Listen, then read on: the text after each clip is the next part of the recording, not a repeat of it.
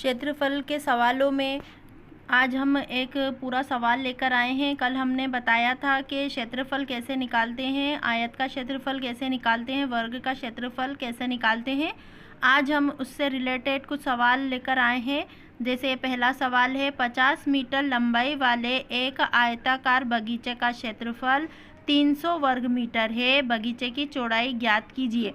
देखिए, हमने कल देखा था कि आयत का क्षेत्रफल का सूत्र होता है लंबाई गुणित चौड़ाई।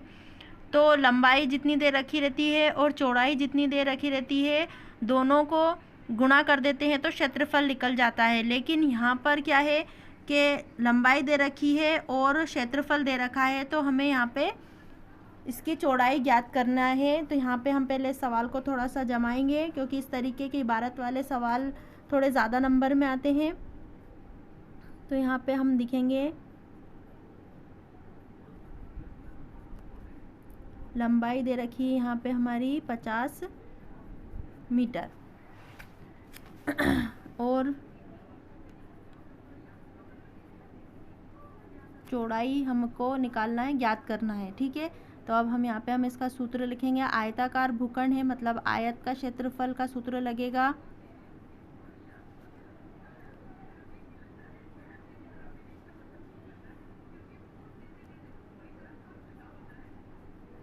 सूत्र है लंबाई गुणित चौड़ाई।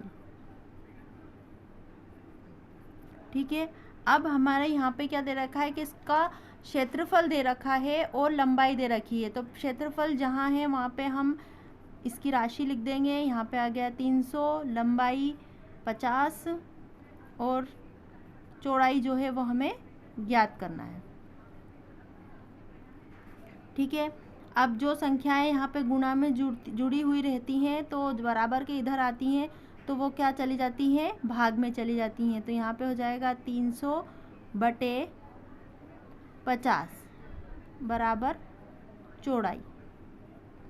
ठीक है, 300 में 50 का भाग लगाएंगे तो चौड़ाई आ जाएगी। शून्य से शून्य काट देंगे हम, 5 से 30 को काटेंगे, 5 एकम 5, 5 छक्का 30, तो हमारी चौड़ाई हो जाएगी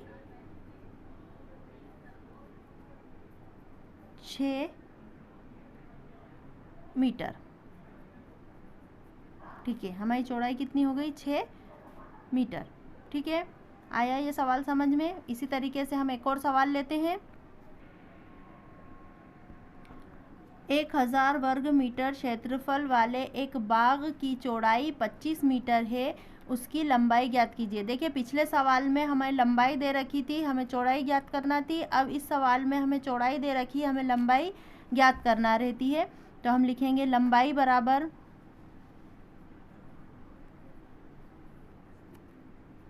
हमें ज्ञात करना है,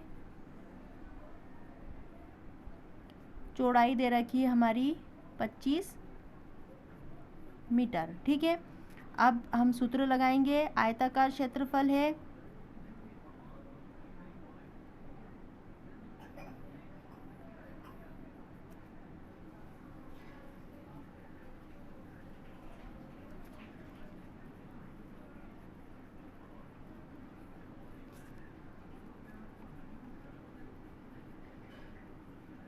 ठीक है, क्षेत्रफल दे रखा है 1000, लंबाई हमें ज्ञात करना है और चौड़ाई हमारी दे रखी है 25। अब वही हमारा ये होगा, यहाँ लंबाई और 25 गुणा में जुड़े हुए हैं, तो 25 संख्या एक तरफ लेके आएंगे तो 25 इसमें भाग में चला जाएगा और लंबाई हमें 25 और 1000 में 25 का भाग लगाएंगे हम, है ना। तो 25 चौक 100 है ना, 25 से काट देंगे तो 40 मीटर हमारी लंबाई आ जाएगी।